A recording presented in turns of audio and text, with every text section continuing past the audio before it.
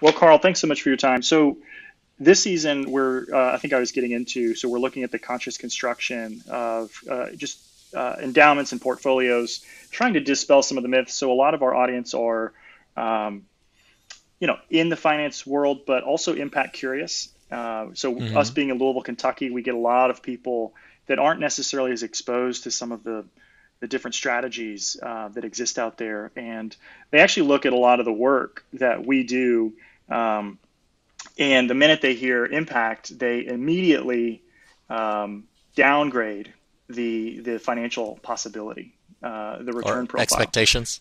or the expectations. Like, oh, Yeah. okay, that's a concessionary strategy. Like, oh, okay, yeah, you might make a little bit of profit, but it's it's not necessarily at the same level as you might see in a traditional housing strategy. Um, so in your work, like first off, I'd like to start off with kind of a little bit of your backstory. I think in the impact space, we've worked with you through Access Ventures in our portfolio for a while, but I do think a lot of people, one, it's housing, and so it's a pretty standard financial product, if you will, investing in Right. real estate, and but at the end of the day, you're trying to do it differently, and I'd love to kind of rewind the clock a little bit. How did you actually get into the work that you're doing now at Kairos, and that you've been doing for the past several decades? What kind of led you into this work? Yeah, no, sure. A little bit, I guess, a little bit different than most people who've entered in the private equity sort of investment world.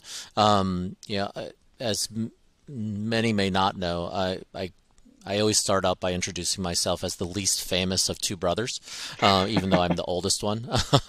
So my younger brother was a successful tennis player, Michael Chang, and many have known me as his coach. But as you were just asking earlier, that I was responsible for a lot of different things, and part of that was managing his career and stewarding whatever success or financial success that he would have as an athlete. And that originated from my father and his mandate to the two boys, and I being the eldest one. He left me with a simple mandate, and that was we're going to do it a little differently. Instead of relying on sports agents to manage Michael's wealth, we're going to look to the family to do that and steward that. And since you are the eldest, Carl, that'll that burden of responsibility to fall onto you. And most importantly, don't lose your brother's money.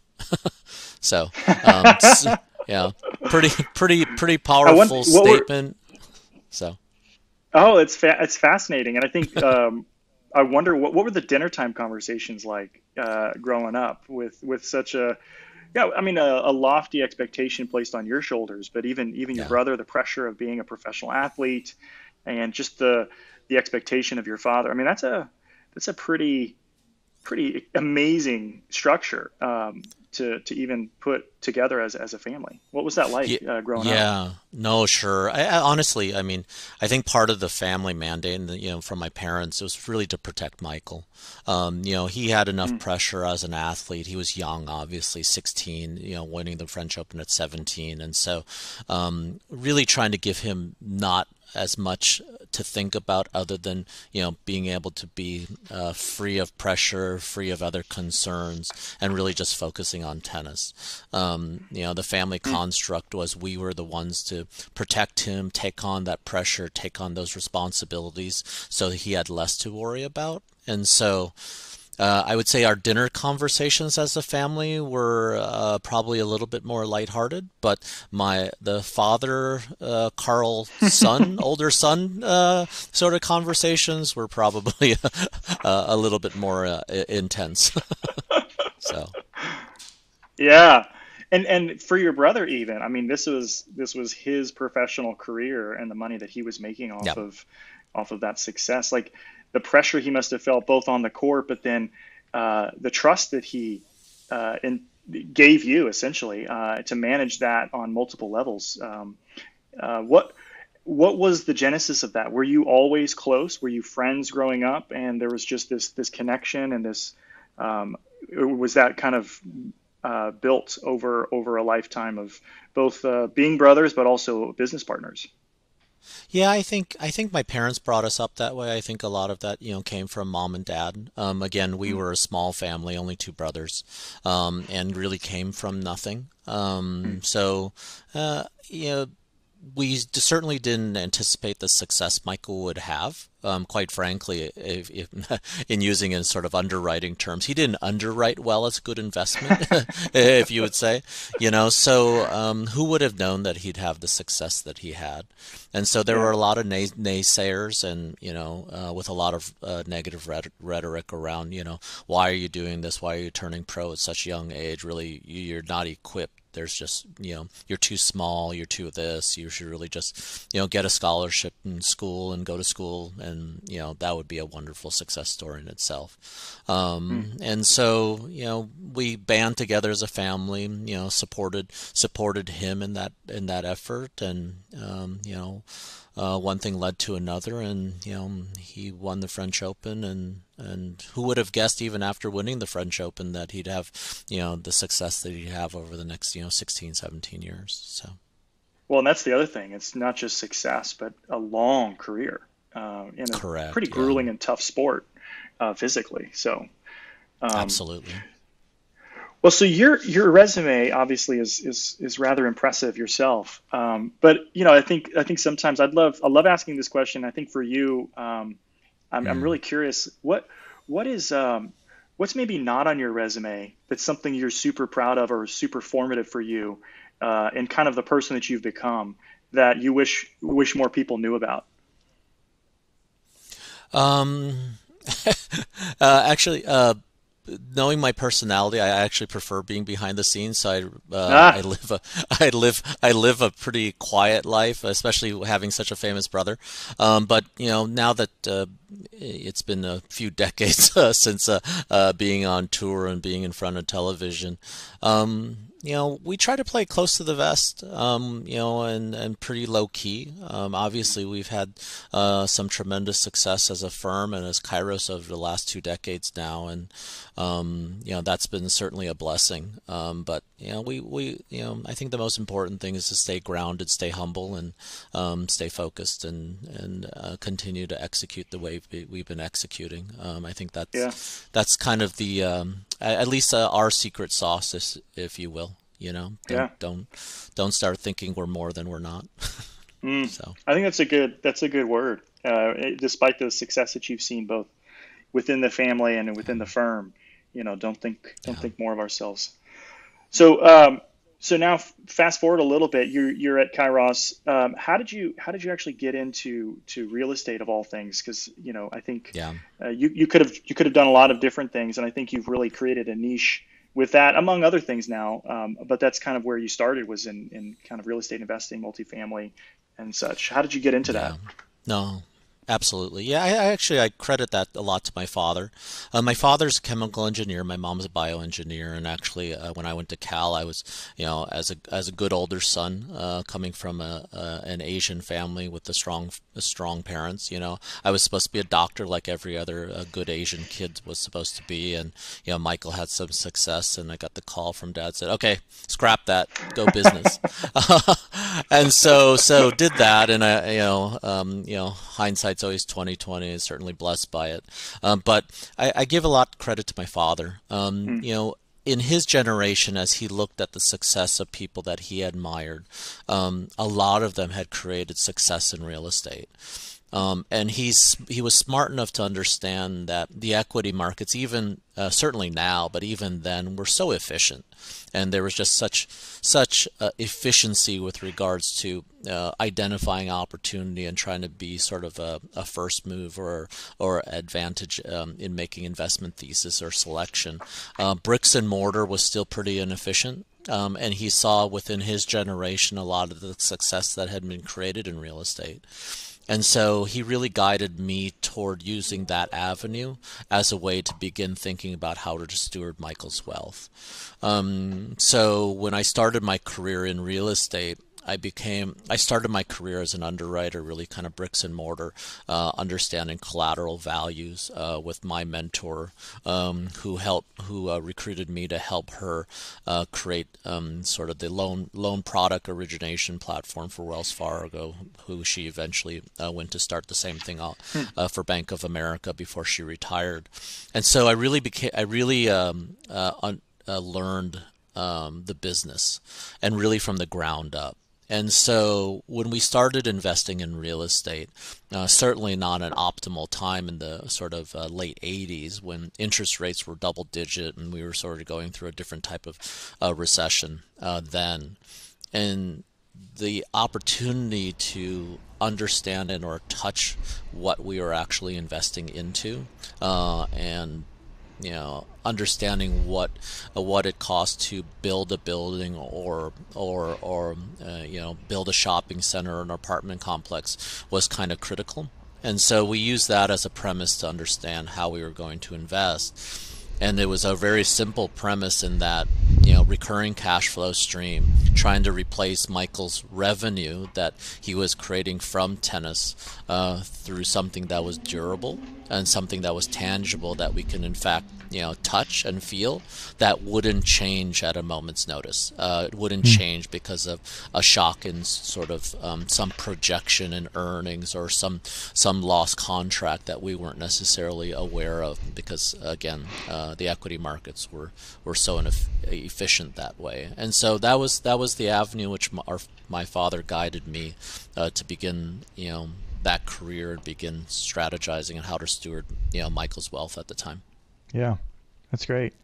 And so on this podcast, it's more than profit, looking at not less than a financial return or market return, but also looking at how we build strategies or investment portfolio companies or funds that are targeting a market return, but also with an eye towards some sort of community or social or environmental impact. Given your background and kind of the origin of your family and the importance of family and community, how has impact been a part of your thesis at Kairos since the beginning? Has that been something that you've done? Or is that something you came into? Is that something that has new language as the impact space has kind of emerged? What's that look like for you over the years? Yeah, I mean, it's interesting. I think it's always been an underlying theme or foundational sort of perspective and belief in how we look at investment. Stewardship being the primary driver as we look and underwrite different opportunities, but knowing that we were looking to make investments, looking across different asset classes that now we use the word impact. Now we use the word social impact, or we use ESG for that, for the new sort of terminology of today. But back then, it was sort of like good investing. You made good investments as long as it was tangible. You were creating value. You were bringing value to consumers. You were providing a benefit to people who are utilizing your centers or renting your apartments. What kind of community do they want to live in? What type of environment? What sort of amenities and what sort of I use the terms now because they're so commonplace. The impacts that we can have on the families that live in our communities. Back then, to differentiate ourselves from every other project that we're competing against within various submarkets. And now, as we look back then and now we translate that to sort of our initiative and strategies, it's really come full circle. We look at these, we look at ESG and we look at the environmental sort of saving initiatives that we can create within the apartments or within the projects that we develop and or invest in. And that's just good for our environment, right? But what we realize is now you're reducing operating expenses, you're reducing the cost to manage these projects, which translates into net operating income, which translates into accretive value. And then when you layer on social impact now, as we talk about these and use these type of terminologies today because it's such a focal point, back then it was like, how can we create great programs and help these families, in their everyday walk of life, because most people live paycheck to paycheck. They worry about putting food on the table, worry about providing a good life for their children, and giving them the best opportunity. And now that we've invested in infrastructure to create social programs, partner with strategic nonprofit organizations that have dedicated their lives to these different initiatives to change people's lives and to have true impact, and then translate that now into an actual return on cost that is translated into people that appreciate the communities they live in, are protective about the communities they live in, care about their surroundings, and become protective and loving of one another. Yeah. That is pretty cool from where I sit, to see that kind of impact. When I love the language, just good business, and I think that's one of the true things too, which is this impact investing space. There's a lot of arguments. Where is it going? Do we ever achieve a world where we drop the impact modifier and we're back to where this is just how we do business? Because it does feel like, obviously, you look back to history, there have been companies and funds and people that have always seen business as a part of society. And a society that's flourishing is one that's not just extractive, but is additive. And so, of course, it's good business. It's going to positively support your underlying bottom line if you help the people paying the bills. So I love that language of good business and now its impact. It's kind of the same thing in a sense, maybe tighter metrics, maybe more common definitions of things, maybe. But, you mentioned stewardship. Like, I think, when you look at water conservation, it's good business. At the end of the day, typically, some people know this, some people don't. You're paying the water bill. So yes, it's great for the environment, but it's also good for your bottom line. And so where you can conserve and help reduce the cost of water or water consumption, it's going to actually help the performance of the fund. I'm curious on the social side, because I do think this is one of the differentiations of your strategy, which is some of these social programs that you have. Not to diminish the water conservation, but I think some of these social programs I think are unique to what you do, especially in the last year that we've seen with COVID. Can you talk to me a little bit about what's an example of a social program that one of your units might be executing today? Yeah, sure. I mean, and especially, as you mentioned, Bryce, especially during COVID, right?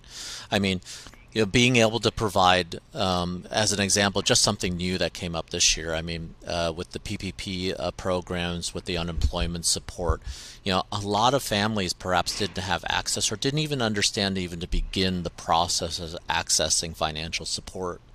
We partner with 501(c)(3)s that, and in fact, even some cases, not just 501(c)(3)s, but just other organizations that would educate our tenant base, say, hey, you're not in this alone.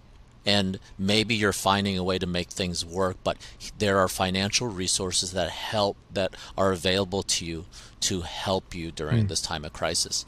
Let us educate you. Let us help you apply for the support so that it could be accretive to supporting your family during this time of need. I mean, that was a real today sort of scenario. Yeah. Now that we're talking about vaccines, I mean, prior to the vaccines and COVID, we were bringing in flu shots to the communities as a service and paying for this. Wow. Because we see a lot of parents that are two paychecks or sometimes single parents that are raising their families.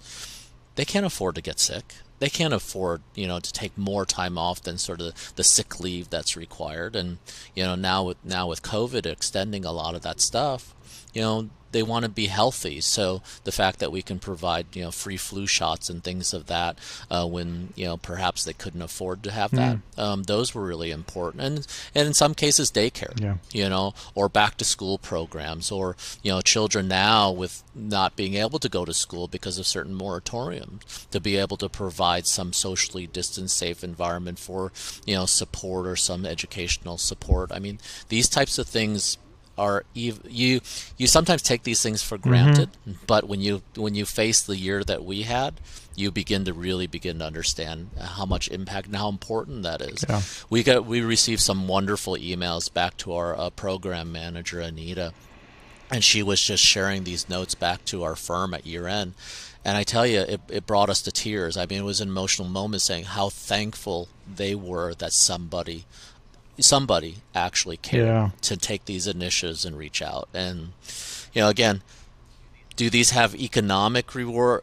Actually, it wasn't the intent. We thought this is an amenity that needed to be required.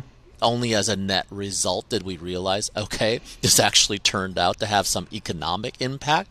We had no turnover. We had less bad debt. We have people actually taking care of the projects they live in, the apartments they live in, because they're their primary home. And just the condition of the communities that we manage, I mean, just are probably at a level, that above other competitive communities that aren't making these types of investments for these poor families. So. Well, it's interesting. I mean, if you invest in people, they invest back in you. And I think, if they have a choice of where they can live, sometimes they don't, unfortunately. But if they do, if they have some mobility, they're going to choose a place that cares more about them than just the rent check or whatever. And it's interesting because one of the things you're speaking to, we ran a program recently called the Reconstruct Challenge. And one of the things we found in the housing crisis, and I'm curious about your perspective on just the overall housing crisis, but it was two parts. It was this issue of like brick and mortar. So when anybody ever thinks about affordable housing, and this is what you're steeped in, it's the brick and mortar. Like we need more units, which is true. Right. But one of the things in Louisville that we've experienced very acutely is there's actually like enough units. But the reality is the units that we have are not affordable to the people that actually need them. So we have more units at the higher income bracket than we have need for, and we have fewer units at the lower income bracket. And so what we recognized was almost to your point on the social programs, if we can actually help someone's ability to afford, we're actually going to help their mobility even without even creating more units. So we need more units, but if we can actually help someone, so we partner with the group out of Chicago that called Imrelief, and they're actually a technology nonprofit. They work across the country, and they actually help people access SNAP payments. And because they found that this multi-billion-dollar program goes underfunded or underused because a lot of times people don't even know they qualify. But the average person's on SNAP for 8 to 10 months for an average payment of $250 per person, per family. And you just imagine, like, what if somebody has an extra $250 in their pocketbook as opposed to paying for groceries? What could they do with that? Well, that could be their utility bill. That could be their rent check. That could be medication. And so just a simple thing like that, making things more affordable for people that are experiencing financial insecurity. So I wanted to flip to the current moment related to housing, and just kind of, obviously I know you're not just in housing, but what are you seeing and what are you, is there anything that gives you pause related to just what we're facing right now with the potential eviction crisis that's on our doorstep? Or is that something that you have a different perspective and see things differently related to kind of where we'll go over the next 6 months as a nation?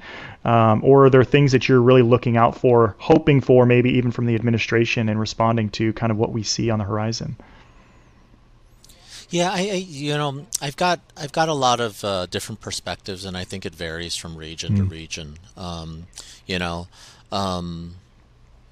think for the majority, at least from our perspective, and at least from my own perspective, I think people in general find a sense of sort of self-fulfillment and sort of pride and self-worth when they are actually earning a paycheck and being able to afford to support themselves, right? And I think that type of mentality or that type of family has the potential and opportunity to, as you were pointing out, use an opportunity, grow, and improve their sort of personal circumstance. I think there's the other extreme, which I struggle with a little bit, where it's where there's a different type of mentality that have become sort of complacent to live off of government subsidy. And I understand there are certain groups that certainly need it, but I think we've got to create opportunity for that group of people that want to get out of that situation, right?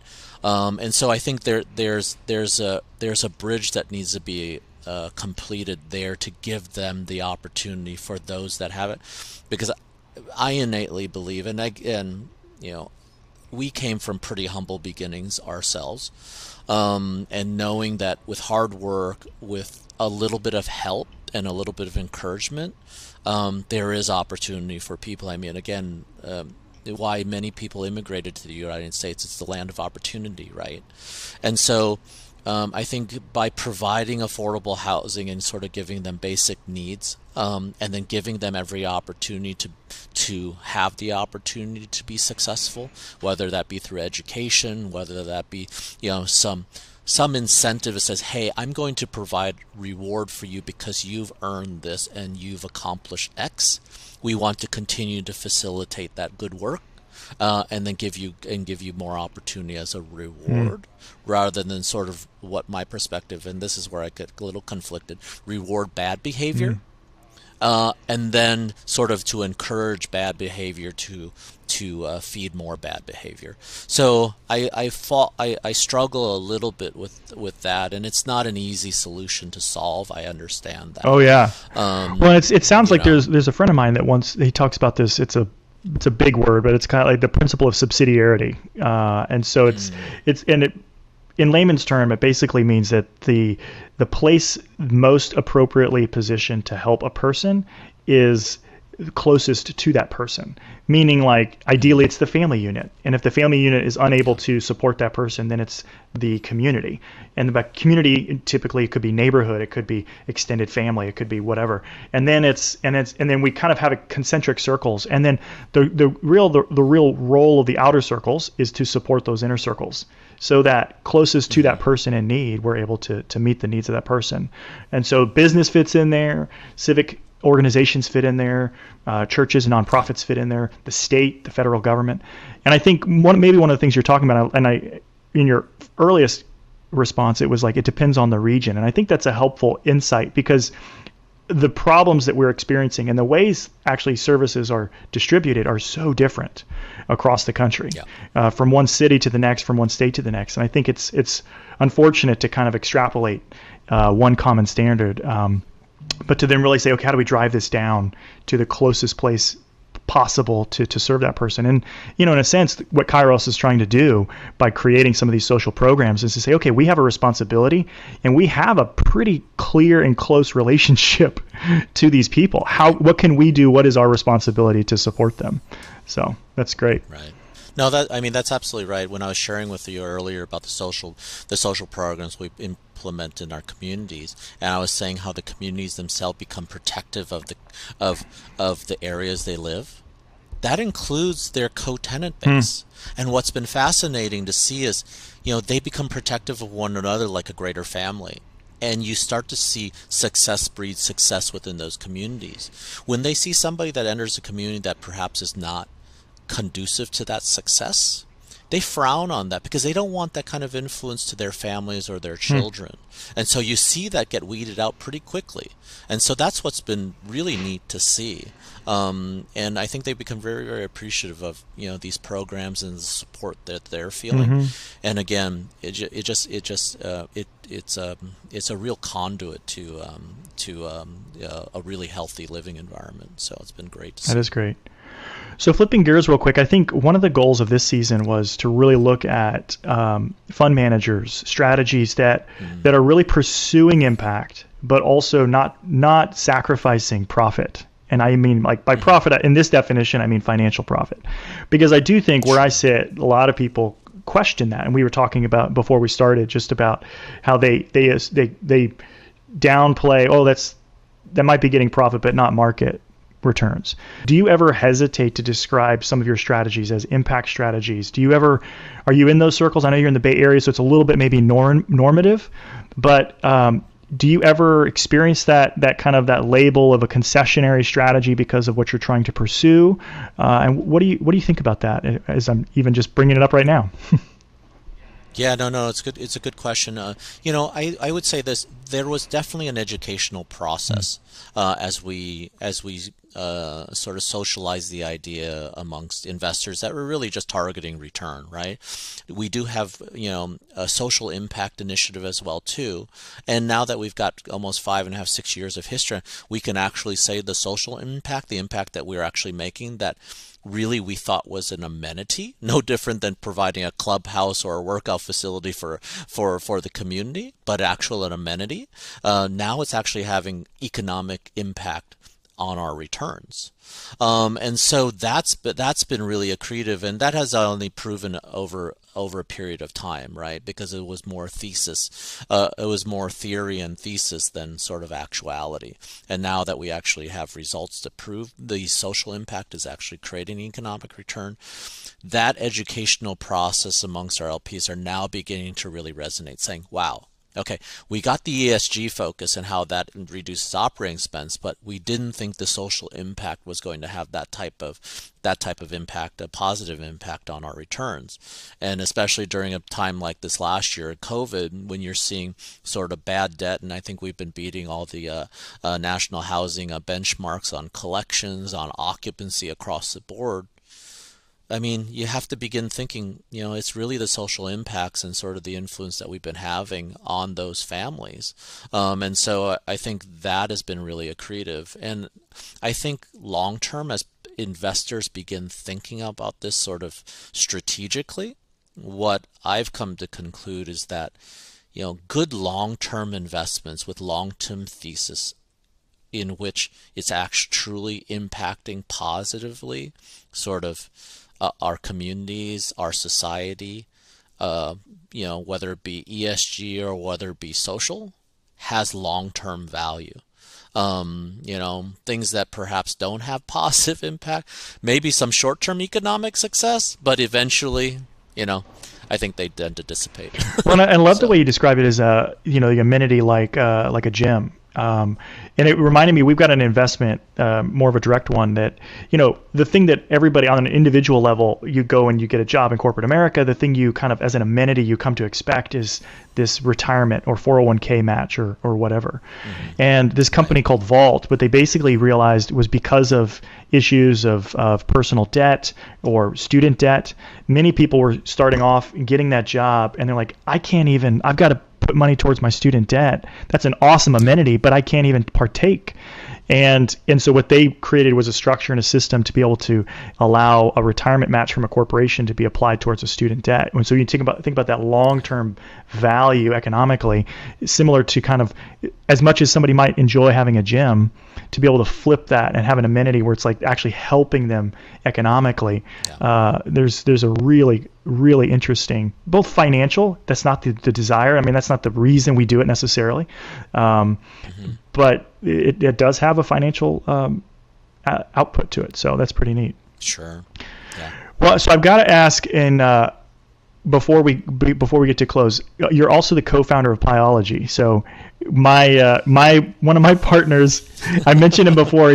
He wanted me to talk to you about tennis because he loves it, and he also is like Mr. Pizza. So, okay, gotcha. So I've got to ask, all of this background that you have, how did you? I mean, obviously, Pyology, most people in the country are going to be familiar with kind of revolutionary what you guys did to kind of reimagine the pizza for the individual consumer. How did you get into Pyology? Like going from affordable housing and all that you've done, to manage your family's net assets, and how did you get into that? Are you just a huge pizza fan and just had a way to reimagine kind of the pizza experience, or? Yeah. Well, if you can't tell in video, I just like to eat. That's great. So, yeah, having grown up on the East Coast, I mean, it was all about the great pie, right? So, I love pizza, love food in general. It was a fun project that originally I didn't think of even growing it more than, or even starting more than one unit. Did it with my girls. It was a fun project because they always see dad cooking or sort of creating some new thing to enjoy at home. And hey, yeah, it might be a fun project to start with the girls. And then we started to have some early on success, and of course then the competitive nature in me came out, and it's like, well, how can we just do one with lines out the door? So one thing led to another. That's great. But yeah, and definitely a different venture. Yeah, and how old were your girls when you started that? Well, shoot, my girls are well, I didn't give my own age away, but one's graduating from college already. Another one's in college, and I got another one going to college here soon. Oh, awesome. But when I started, my eldest one, Katie, was in high school. So wow, that's cool. So some time ago, so it's been fun. What a neat experience. I'm sure you've learned a ton just on that side of it than on the. Yeah. So. Yeah, it's the food side is fun, but what I realized quickly in the restaurant game, it is a difficult business because it actually is a people business more than it is a food business, and so it was definitely a learning experience for me for sure. So. That's great.